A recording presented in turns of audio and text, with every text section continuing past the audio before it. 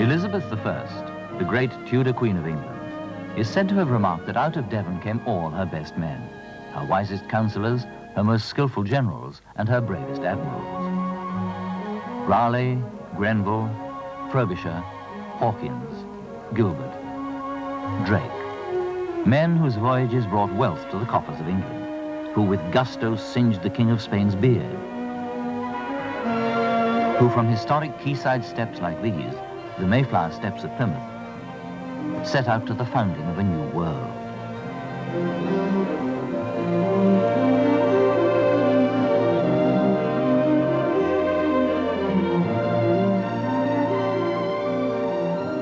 This is the Devon of the history books, the seafaring Devon, the Devon of the sea dogs and the great harbors. But at the heart of Devon, there is a different land. This is Dartmoor, remote, a place of solitude, fascinating in all its seasons. A land whose stones are weathered granite, a domain where the archaeology of prehistoric man, his monuments and trackways, cattle pounds and villages of clustered stone-walled huts, still lie as they were built 3, 4, or 5,000 years ago. Here, Sherlock Holmes tracked down the legendary Hound of the Baskervilles. And here, in the wilder parts, men still speak of ancient and mysterious things, things born of mist and marsh and mire and water. The moor demands respect. Grim, the prospect of Dartmoor prison, built a century and a half ago when no visitor to the moor came willingly. But times have changed. Today, the moor is a national park, welcoming and absorbing its visitors who come for very different reasons to discover the many pleasures that are here to be enjoyed.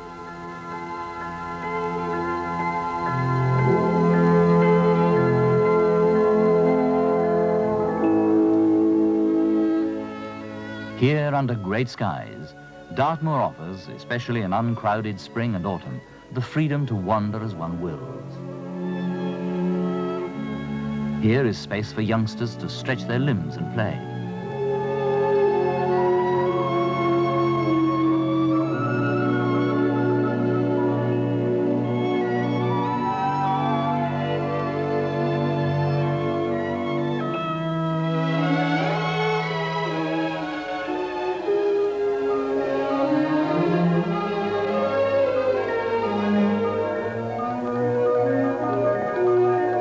Space for the family car, a stone's throw from beauty spots like Dartmeet or Two Bridges.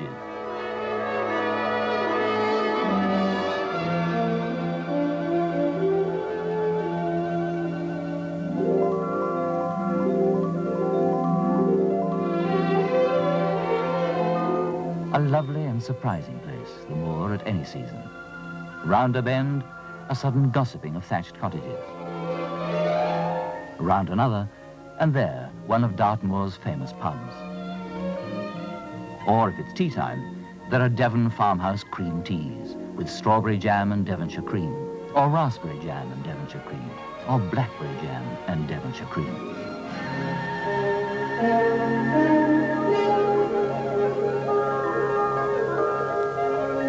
Or take the winding road to Widdicombe, whose tall-towered church claims the title of the Cathedral of the Moor.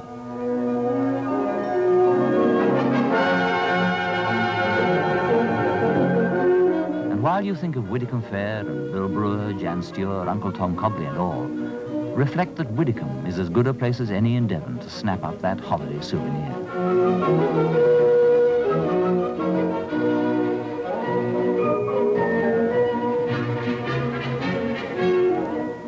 From Dartmoor, all but one of the main rivers of Devon flow, like spokes from the hub of a wheel.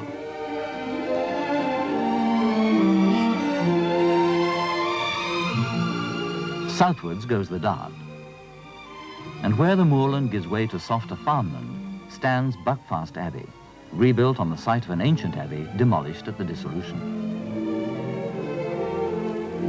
Downstream again, perhaps to take the train from Buckfastleigh to historic Totnes, a steam train service run for public enjoyment by the enthusiastic preservationists of the Dart Valley Railway.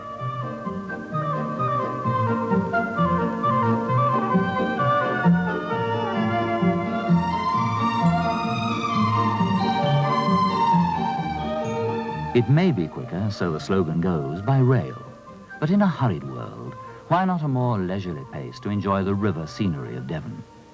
From spring to autumn, the wooded valleys of Devon take on a different hue.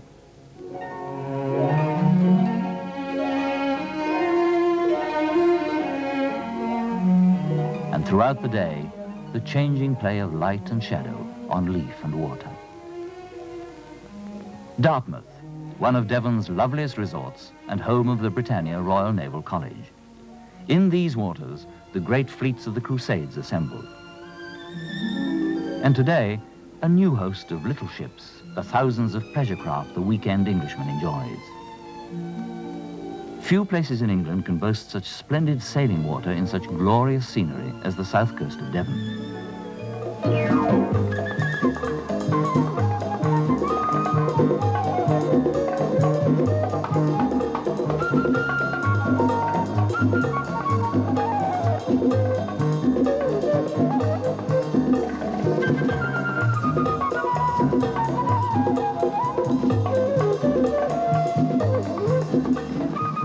Water, beaches, and excellent hotels.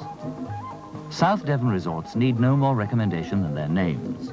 Dartmouth, Salcombe, Torbay.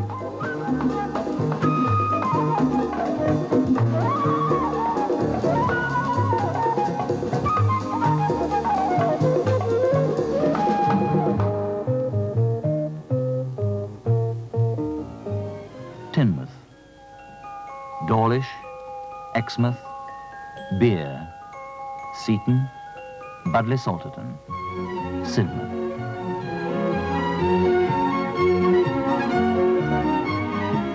Resorts in every variety of setting of attraction and of amenity.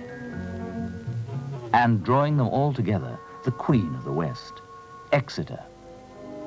An old city, a beautiful city, whose 14th century cathedral, the finest example in the country of symmetrical decorated Gothic, boasts a west front with a screen of statues and saints and apostles, martyrs and kings, whose overall effect is lightness, as though a fold of Honiton lace had been hung there.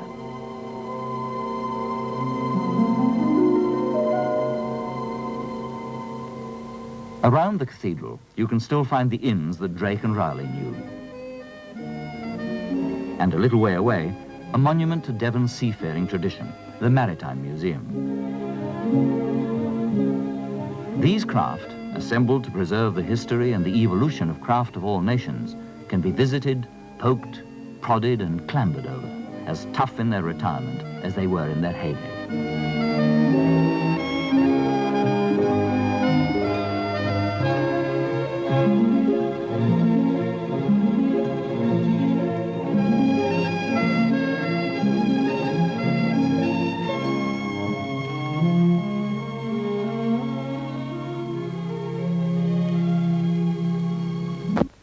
Drake was born near Tavistock and lived in Buckland Abbey, north of Plymouth. And today you can visit it, for it too is a naval and folk museum. And Sir Walter Raleigh was born at Hayes Barton near Exmouth, and the house is open to the public every afternoon during the season. The great houses and gardens of Devon are one of her very special prides. Near Budleigh Salterton, and open from Easter to October, is Bicton Gardens, laid out over 2 centuries ago, and so vast that to explore them you travel by vintage bus or miniature railway. There is the conservatory,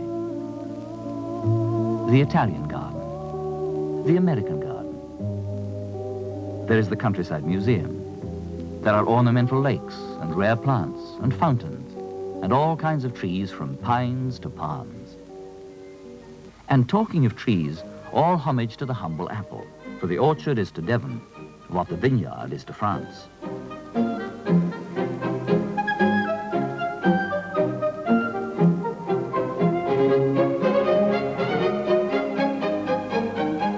But something more substantial than bare feet is needed in the making of that West Country tipple, cider, pronounced, of course, cider or scrumpy. A couple of pints of real rough cider, and there's no telling what adventures can befall the unwary tourist.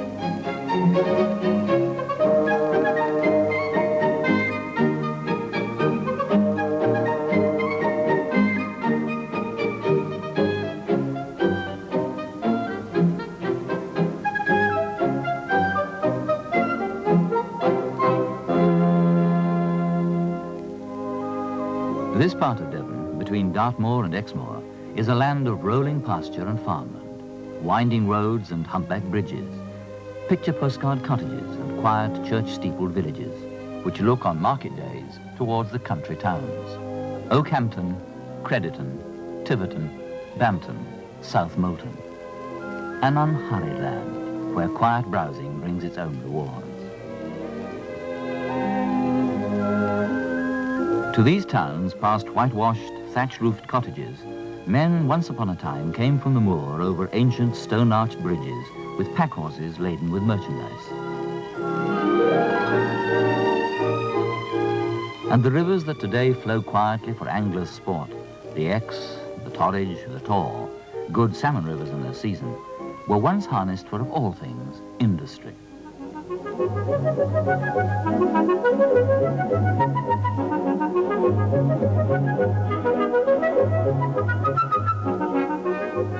It was a gentler industry than we know today, and perhaps for that reason now extinct.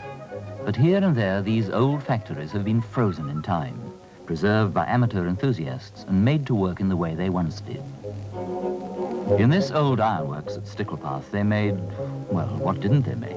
Reap hooks, bill hooks, spear hooks, twill bills, zexes, cleavers, weed irons, grass hooks, chop hooks, staff hooks, bramble hooks, brawse hooks, furze hooks. Tools whose names recall a way of life half forgotten now. But one still echoed at Torrington in the Mayfair, where the promise of spring is still honored as it has been since mankind first understood the power of the sun.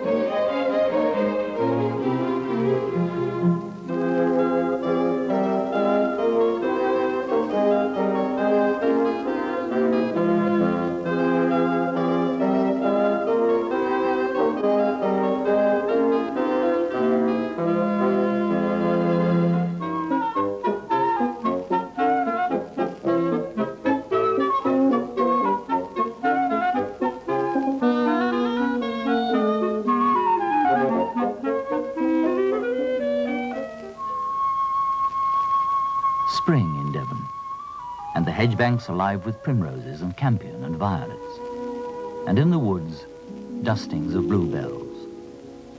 For the holidaymaker, spring in Devon opens a new world of colour and freshness and delight, distilled in the many gardens of Devon, proudly presented by their owners for the pleasure of the visitor, by private rota or public invitation. Because spring is the season in which Devon unfolds its first and proudest glory.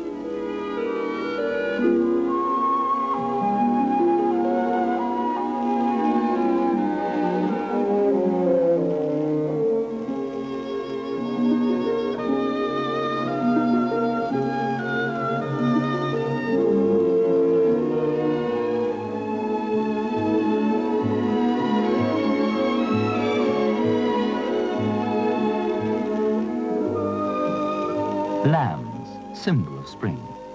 But these are rather special animals.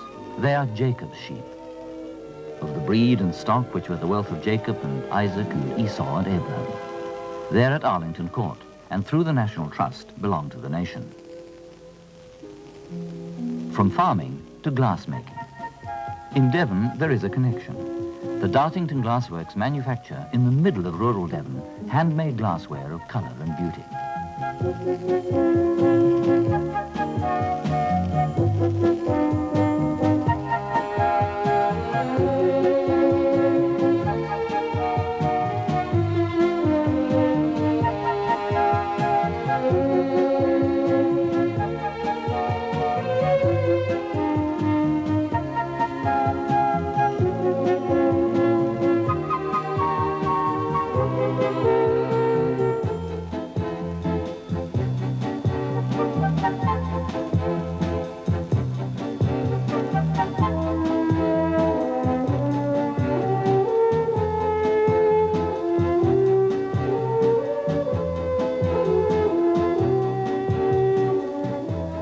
sale of the glass assists the maintenance of Dartington Hall Trust, which was begun over 40 years ago to promote rural industry, agriculture, education and the arts.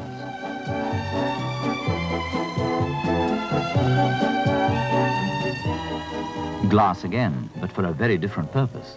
These great lenses, rotating in mercury, flash a beam of 1.5 million candle power out towards the Atlantic from the rocky northern coast of Devon at Hartland Point.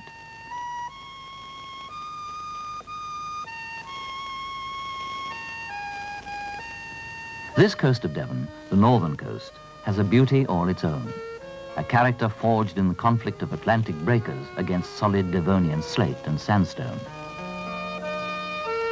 In stormy weather, small boats ran for shelter, as they still do, to one-time fishing harbours like Clovelly, a village clinging to the cliffside.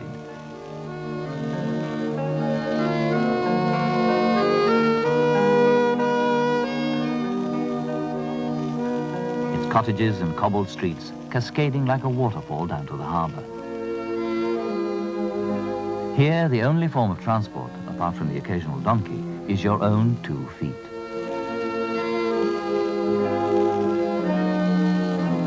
But at Linton, Victorian engineers had a better idea.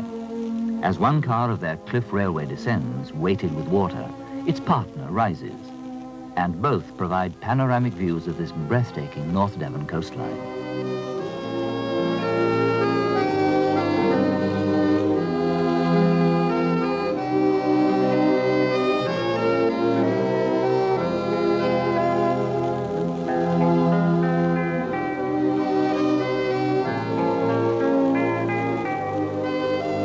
The car descends the cliff to Lynmouth, where on the quayside stands a replica of the Wrenish Tower, which once served as a beacon. Its original was destroyed in the Great Flood of 1952, but today you wouldn't know a flood had happened. The Lynn rivers were responsible, torrents tumbling off the heights of Exmoor and joining at the beauty spot of Watersmeet. And nothing in their beauty today betrays their catastrophic power when in unexpected spate.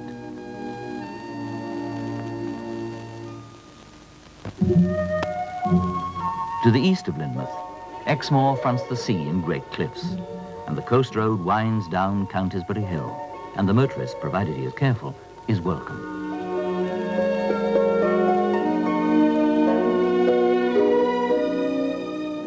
To the west of Lynmouth, the cliffs sweep on to Ilfracombe, and the footpaths wind along them, and the walker is welcome. And near Linton, that strange hollow of contorted strata, the Valley of the Rocks. The road winds through it, and the tourist is welcome, and the car parks are emptiest in the spring and the autumn.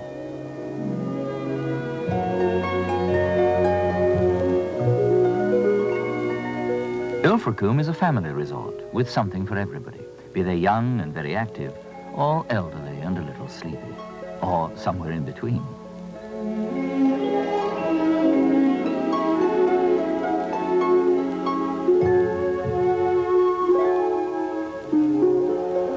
For everyone, this northern part of Devon offers hospitality to match the scenery.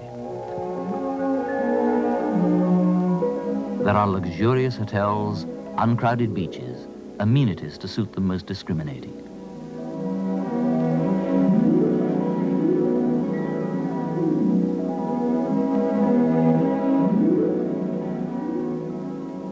Willicombe and Braunton and Saunton and Westward Ho. Great sweeps of sandy beach and surfing breakers.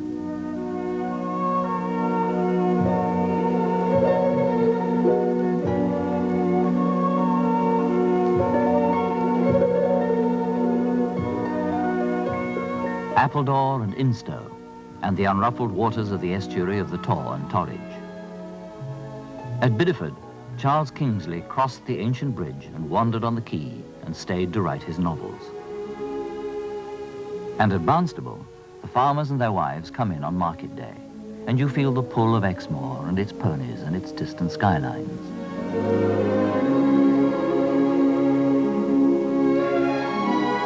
Here on Exmoor, Blackmore set his famous novel. In the country where the outlawed Doones roamed the remote valleys and foraged across the moor, and the wild stags were hunted down and killed, and Carver Doone took his revenge on Gert Jan Rid, who won the heart of Lorna Doone.